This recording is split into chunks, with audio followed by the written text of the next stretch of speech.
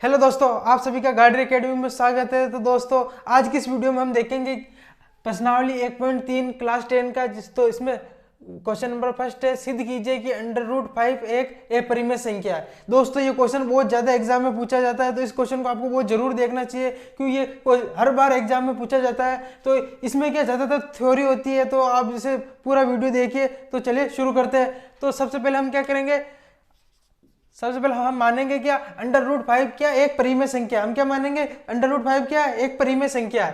तो माना √5 एक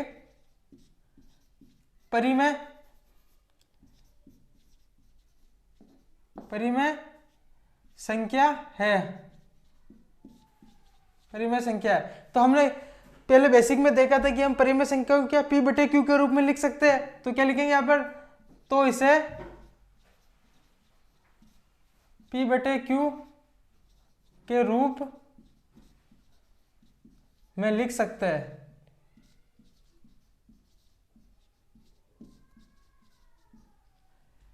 और जहां क्या हो, जहां P और Q एक सहअभाज्य संख्या है। P और Q क्या है, सहअभाज्य। सहअभाज्य क्या होता है, तो सहअभाज्य वो संख्या, वे दो संख्या होती है जिसके अंदर किसी संख्या का दोनों के अंदर भाग नहीं जाता है। जैसे कि हम देखते हैं कि 15 और 12 ये कोई दो संख्या है, तो इसके अंदर भी 3 का भाग जा सकता है, तो इसके अंदर भी 3 का भाग जा सकता है। तो ये क्या एक सहअभाज्य संख्या नहीं है। लेकिन हम 8 और 9 देखते हैं, तो ऐसा कोई भी पाड़ा नहीं है जिसके अंदर 8 भी आता हो 9 भी आता हो। तो ये क्या एक सहअभाज्य संख्या है। तो इसको क्या कहते हैं, सहअभाज्य संख्या कहते हैं। मैं इसे मिटा देता हूं। तो अब हम क्या लिखेंगे, P/Q बराबर √5। क्या लिखेंगे, √5। अब क्या करेंगे, अब हम क्या करेंगे, इस Q को किधर भेज देंगे, इधर भेज देंगे। तो क्या हो जाएगा, P बराबर √5 और Q, यहाँ पर क्या हो जाएगा Q। अब क्या करेंगे, दोनों तरफ वर्ग करने पर, दोनों तरफ वर्ग, इधर वर्ग क्या क्या हो जाएगा, P² बराबर √5 का वर्ग किया करेंगे, और यहाँ पर क्या Q का Q² हो जाएगा। हम जानते हैं कि √5 इंटू कितना, √5 कितना होता है, 5 होता है। तो यहाँ पर क्या लिख देंगे, यहाँ पर क्या लिख देंगे 5Q, और यहाँ पर क्या जाएगा P², और यहाँ पर Q को भी हम क्या कर देंगे, स्क्वायर कर देंगे।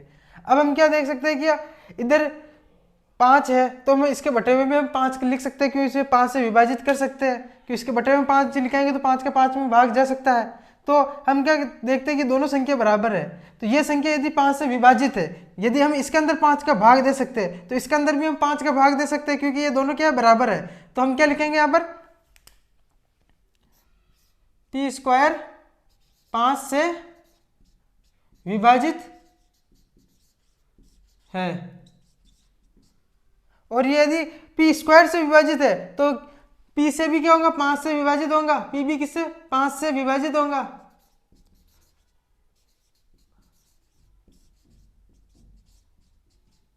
जैसे मैं आपको बताता हूं, यदि 25 है, 25 के अंदर 5 का भाग जाता है।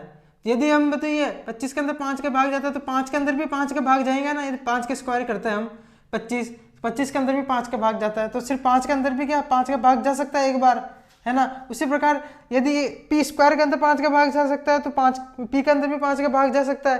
तो इसलिए ये भी विभाजित होंगे।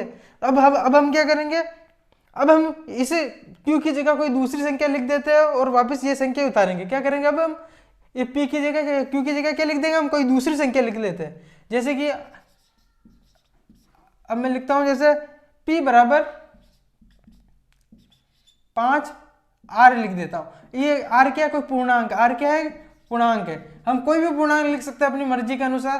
तो मैंने क्या लिख दिया, P बराबर 5R लिख दिया, क्योंकि मुझे यहाँ पर क्या करना है, P का मान रखना है, इसलिए मैंने यहाँ पर लिया। अब मैं क्या करूंगा, दोनों तरफ क्या वर्ग कर दूंगा। क्या करूंगा, दोनों तरफ वर्ग करने पर, मैं दोनों तरफ वर्ग करेगा तो क्या हो जाएगा, इधर क्या हो जाएगा P², क्या हो जाएगा P², उधर क्या हो जाएगा 5 के स्क्वायर किया तो कितना होता है 25 हो जाता है, 5 का स्क्वायर करेंगे तो कितना हो जाएगा 25 हो जाएगा, और आर का स्क्वायर क्या तो आर स्क्वायर हो जाएगा। अब देखो इसे हम मान लेते हैं समीकरण 1। तो अब मैं क्या पी का मान यहाँ पर रख सकता हूँ, तब मैं यहाँ पर क्या करूँगा, ये पी का मान क्या रखूँगा, यहाँ पर ये पी की जगह पर रखूँगा। तो अब मैं क्या रखूँगा समीकरण 1 से, समीकरण 1 से तो पी का मान हमारे पास क्या था 5q स्क्वायर बराबर 25 आर स्क्वायर। अब मैं क्या करूँगा इस 5 को इस साइड भेज सकता हूँ, तो मेरे पास क्या जाएगा q स्क्वायर बराबर 25/5 और आर स्क्वायर। तो 25 में 5 का भाग दिया तो क्या हो जाएगा q स्क्वायर बराबर 5 आ जाएगा, 5 बार चला जाएगा तो, और ये आर स्क्वायर। अब हम क्या देखते हैं कि अब मैं इसके अंदर क्या बटे हुए में 5 लिखूंगा तो 5 का भाग इसमें जा सकता है, और इसके अंदर भी 5 का क्या भाग जा सकता है, तो दोनों में इसमें भी 5 का भाग जा सकता है कि ऊपर 5 है, तो ये दोनों बराबर है, तो इसे क्यू स्क्वायर में भी 5 का भाग जाएंगे इसके जैसे ही। तो हम क्या लिख सकते हैं क्यू स्क्वायर 5 से विभाजित है, विभाजित है, तो क्या क्यू भी 5 से विभाजित होगा, तो क्या क्यू भी क्या है 5 से विभाजित है, तो क्यू क्या क्यू भी 5, क्यू भी क्या क्यू भी 5 से विभाजित होगा, विभाजित होगा, क्योंकि हमने पहले देखा था कि यदि 5 में 5 का भाग जाता है तो उसका स्क्वायर करेंगे जो कि 25 हो जाता है, उसके अंदर भी क्या 5 का भाग जाएगा, तो क्या स्क्वायर के अंदर भाग जाता है तो क्यू स्क्वायर के अंदर भाग जाता है तो क्यू के अंदर भी 5 का भाग जाएगा। तो हम क्या देखेंगे, यहाँ पर मैं पहले लाइन खींच देता हूँ, तो ये अब हम क्या लिखेंगे यहाँ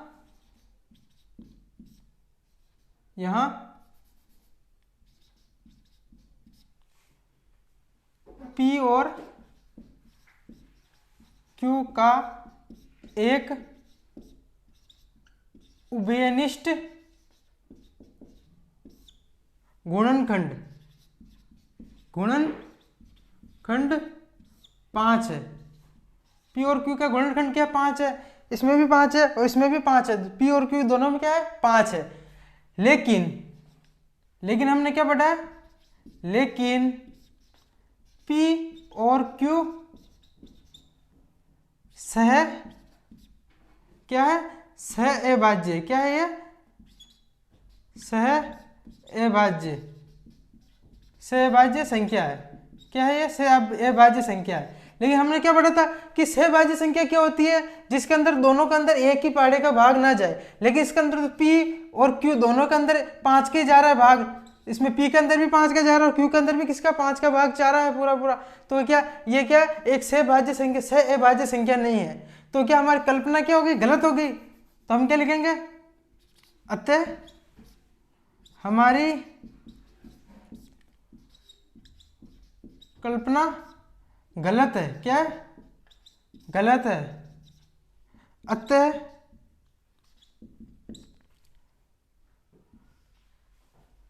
√5 एक अपरिमेय संख्या है। तो क्या √5 एक अपरिमेय संख्या है, क्योंकि हमने क्या कल्पना की थी कि यदि इसे परिमेय संख्या मानते हैं तो, और ये क्या था जहां पर क्या था P और Q क्या था एक सह अभाज्य संख्या है, और हमने देखा था कि सह अभाज्य संख्या क्या होती है जिसमें दोनों का भाग चला जाए, जैसे कि मैंने बताया था आपको 5 है, 5 के अंदर के भी 5 का भाग चला जाता है एक बार, और यदि इसका मैं स्क्वायर करता हूँ वर्ग करता हूँ 25 आता है, उसके अंदर भी 5 का जाएगा, तो ये तो है। लेकिन अब क्या मैंने दो संख्या ली 15 और 12 ली, तो दोनों में किसका जा रहा था 3 का, तो ये क्या थी एक सहभाज्य संख्या नहीं थी। तो इसी प्रकार ये भी एक सहभाज्य संख्या एक अभाज्य संख्या नहीं है, तो क्या ये तो कल्पना गलत होगी, तो ये क्या होंगी √5 एक अपरिमेय संख्या होंगी। अब हम इसका क्वेश्चन नंबर 2 देखते हैं। तो अब हम इसका क्वेश्चन नंबर 2 देखते हैं। सिद्ध कीजिए कि 3 + 2 √5 एक अपरिमेय संख्या है। हमें क्या सिद्ध करना है, 3 + 2 √5 एक अपरिमेय संख्या है। तो ये क्वेश्चन बहुत ज़्यादा पूछे जाते हैं, आपको पता ही है। तो इस क्वेश्चन को सभी के अंदर लगभग थ्योरी का पैटर्न एक जैसे ही है। आप इसकी थ्योरी को एक बार या तो रट ले या अच्छी तरह याद कर ले, क्योंकि ये क्वेश्चन सबसे ज़्यादा परीक्षा में पूछा जाता है। तो मैं बताता हूँ आपको कैसे से सोल्व करना है। तो सबसे पहले हमें वही इसकी थ्योरी वाला वही पैटर्न रखना है कि माना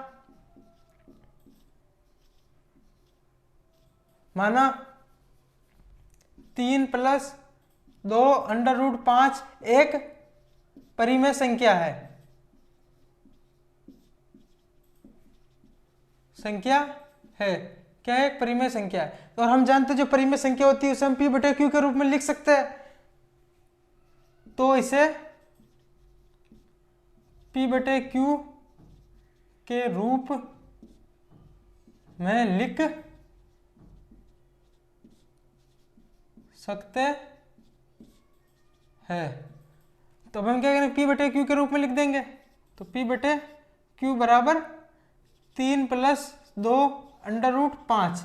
ये थोड़ा अलग तरीके से होगा, पहले वाले के से थोड़ा अलग तरीके से होगा। तो अब हम क्या करेंगे, इसके अंदर इस 3 को क्या इस साइड पे पहुंचा देंगे। तो क्या हो जाएगा, p/q इधर आएंगे तो क्या माइनस का हो जाएगा, -3 बराबर 2 √5। अब मैं क्या करूँगा, इस 2 को भी इस साइड पहुँचाना, मुझे क्या करना है, इस 2 को भी इस साइड लाना। तो मैं क्या करूँगा, इस साइड आए तो किस में आ जाएगा, बटे हुए में आ जाएगा। तो मैं क्या लिख सकता हूँ उसे, 1/2 लिख सकता हूँ, और इसे मैं ऐसे कैसे उतार लूँगा बराबर। अब ये इधर ये √5 ही बचा। अब मैं क्या करूँगा, इस 2 को इससे इंटू करूँगा तो क्या हो जाएगा, p/2q हो जाएगा, और -3/2 हो जाएगा, बराबर क्या हो जाएगा, √5। ये आ गया। अब हम क्या लिखेंगे, अब मैं इधर लिख के बता देता हूँ आपको क्या लिखना। तो अब हम क्या करेंगे, यदि क्या p/2q -3/q 3/2 क्या है, 3/2, यहाँ पर क्या है, 2 है, ठीक है, यहाँ पर क्या है, 2 है। एक परिमेय संख्या है, क्या है, यदि p/2q -3/2 एक परिमेय संख्या है, तो √5 भी क्या होंगी, एक परिमेय संख्या होंगी, क्योंकि ये दोनों क्या है, बराबर है, क्या है, दोनों बराबर। तो ये क्या होगा, √5 भी क्या होंगी, एक परिमेय संख्या होंगी। तो क्या लिखेंगे, तो √5 भी एक परिमेय संख्या होंगी, परिमेय संख्या होंगी। लेकिन हमने इसके कुछ बेसिक में देखा था कि √5 जो भी अंडर रूट के अंदर लिखा जाता है वो एक अपरिमेय संख्या होती है। तो ये क्या गलत है, √5 क्या एक अपरिमेय संख्या होनी चाहिए थी, लेकिन अपनी कल्पना क्या है, गलत है कि अपना इसे अपरिमेय संख्या बताया। तो क्या लिखेंगे, अतः यह असत्य है। क्या ये असत्य है, ये क्या है, असत्य है। अतः असत्य है, हमारी कल्पना क्या है, गलत है।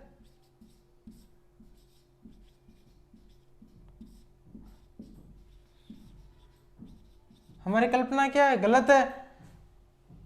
अतः 3 + 2 √5 एक अपरिमेय संख्या, क्या है, एक अपरिमेय संख्या है, संख्या है। तो आपको समझ में आ गया होगा। अब हम इसका क्वेश्चन नंबर 3, तो क्वेश्चन नंबर 3 हमारे पास क्या है, सिद्ध कीजिए कि निम्नलिखित संख्या अपरिमेय संख्या है। हमें क्या सिद्ध करना है कि ये अपरिमेय संख्या है।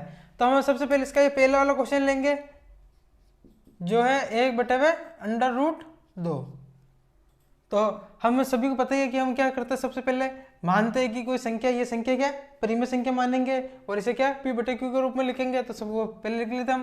तो माना 1/√2 एक परिमेय संख्या है,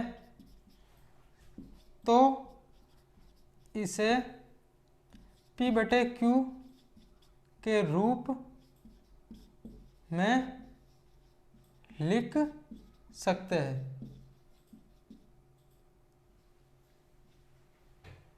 माना √1/2 एक परिमेय संख्या है, तो इसे हम p/q के रूप में लिख सकते हैं। तो अब हम क्या लिखेंगे, p/q बराबर 1/√2। तो अब मैं क्या करूँगा, यदि मैं इसे √2 से इसे इंटू कर दूँ तो कोई फर्क पड़ेगा, क्योंकि दोनों एक बटे हुए में, तो ये दोनों आपस में कर सकते हैं, तो इसमें कोई फर्क तो पड़ेगा ही नहीं, क्योंकि बटे हुए में। तो अब हम क्या करेंगे, अब इन दोनों को इंटू करेंगे तो क्या हो जाएगा, पी बटे हुए क्यू बराबर अंडर रूट 2 बटे हुए, हमें पता है कि under root 2 into under root 2 होता है तो क्या हो जाता है, 2 हो जाता है, तो क्या हो जाएगा 2। अब इस 2 को कहाँ भेज देंगे, इस 2 को कहाँ भेज देंगे, यहाँ पर भेज देंगे तो क्या हो जाएगा, पी बटे हुए 2 पी बटे हुए क्यू बराबर कितना हो जाएगा, बराबर हमारे पास कितना बचेगा, अंडर रूट 2। अब हम इसकी थ्योरी क्या लिखेंगे, यदि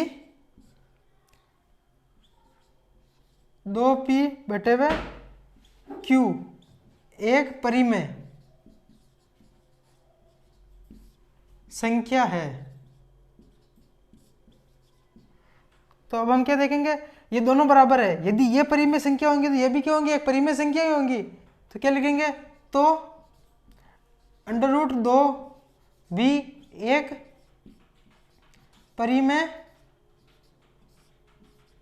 संख्या है, क्या ये भी एक परिमेय संख्या है।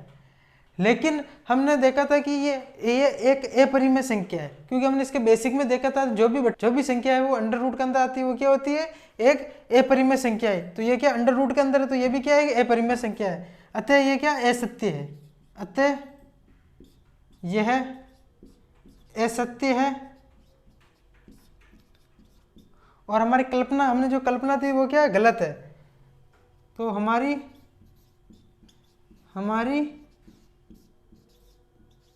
कल्पना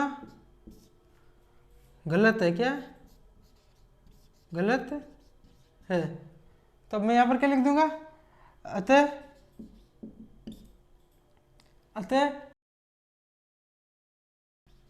एक अपरिमेय संख्या है, अतः क्या ये, अतः 1/2 क्या, 1/2 अंडर रूट 2 एक अपरिमेय संख्या है। तो मुझे पता चल गया ये एक अपरिमेय संख्या, हमने सिद्ध कर दिया।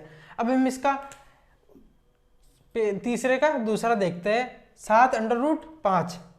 तो मैं इसे मिटा देता हूं, आप एक बार स्क्रीनशॉट ले लीजिए।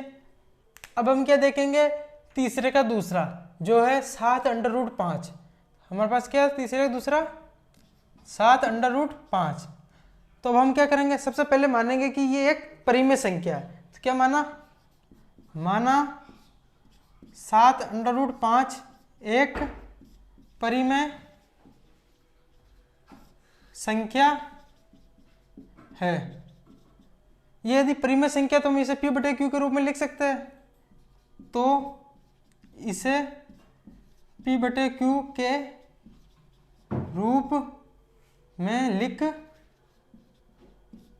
सकते हैं, p बटे q के रूप में लिख सकते हैं। तो हमने लिखा p बटे q बराबर 7 अंडर रूट 5। अब हम क्या करेंगे, 7 को क्या इस साइड लेकर आ जाएंगे नीचे, तो इधर क्या अंडर रूट 5 बच जाएगा। तो इस 7 को क्या q के पास लेंगे, नीचे बटे हुए में आ जाएगा। तो क्या लिखेंगे हम, p बटे 2q बराबर अंडर रूट 5। तो अब हम यहाँ पर क्या लिखेंगे, तो हम क्या लिखेंगे, यदि p बटे 2q एक परिमेय संख्या है, यदि p बटे 2q एक परिमेय संख्या, यदि ये परिमेय संख्या तो ये भी क्या होंगी, परिमेय संख्या आएंगी।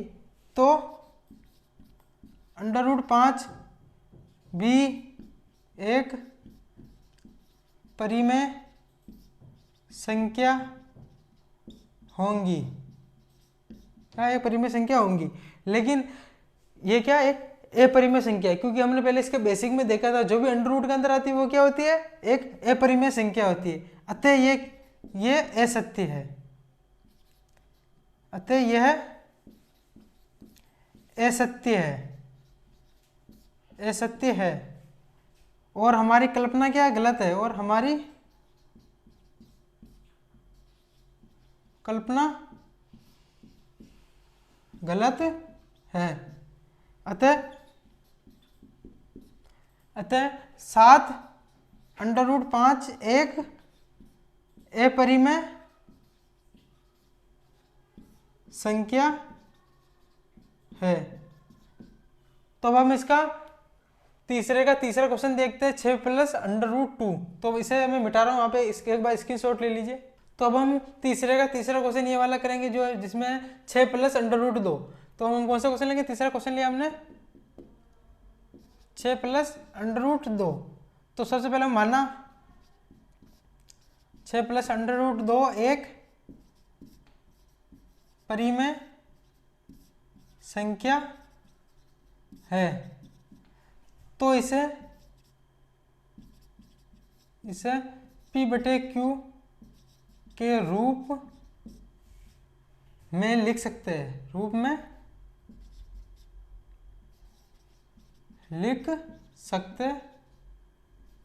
लिख सकते हैं। माना 6 प्लस अंडर रूट 2 एक परिमेय संख्या है, तो इसे हम P बटे Q के रूप में लिख सकते हैं। तो हमने क्या किया? P बटे Q बराबर 6 प्लस अंडर रूट 2। अब क्या करेंगे? 6 को इस साइड लेकर आ जाएंगे, तो क्या आ जाएंगे? P बटे हुए Q माइनस 6 बराबर अंडर रूट 2। अब हम क्या करेंगे? इस Q को क्या करेंगे? 6 से गुणा करेंगे और P से माइनस कर देंगे, तो क्या हो जाएगा? P माइनस 6Q बटे हुए Q आ जाएगा बराबर कितना? Under root 2। अब हम इसकी थ्योरी क्या लिखेंगे? यदि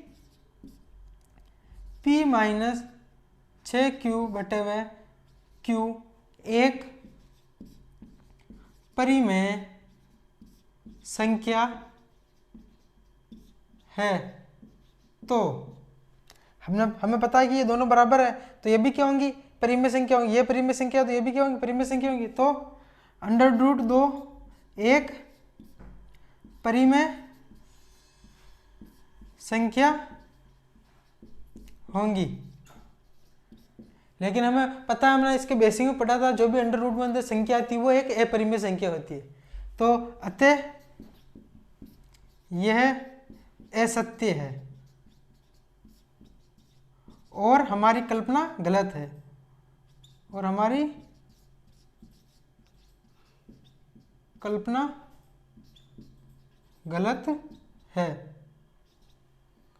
क्या है? गलत है।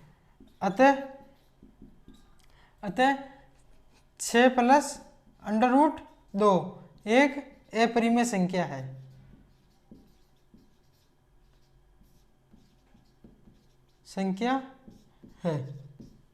तो हमारी ये तीसरे का तीसरा क्वेश्चन भी सोल्व हो गया है। यदि ये वीडियो आपको अच्छी लगी तो हमारे चैनल को सब्सक्राइब जरूर करें, और आपका कोई भी डाउट हो तो आप मुझे कमेंट बॉक्स में जरूर पूछें। और दोस्तों, इस क्वेश्चन को आप इस पूरे प्रश्नावली को अच्छी तरह से जाना, क्योंकि इसी से बहुत अधिक सवाल आते हैं। हर साल इसमें से कोई ना एक क्वेश्चन पूछा जाता है, तो आप इसे अच्छी तरह से इसे देख के जाना। और इसकी ज़्यादातर इसकी थ्योरी बहुत मेन होती है, इसकी थ्योरी को या तो रट लेना या अच्छी तरह याद कर लेना, ताकि आपको याद रहे। तो अब हम इसकी अगली वाली वीडियो में मिलते हैं। धन्यवाद।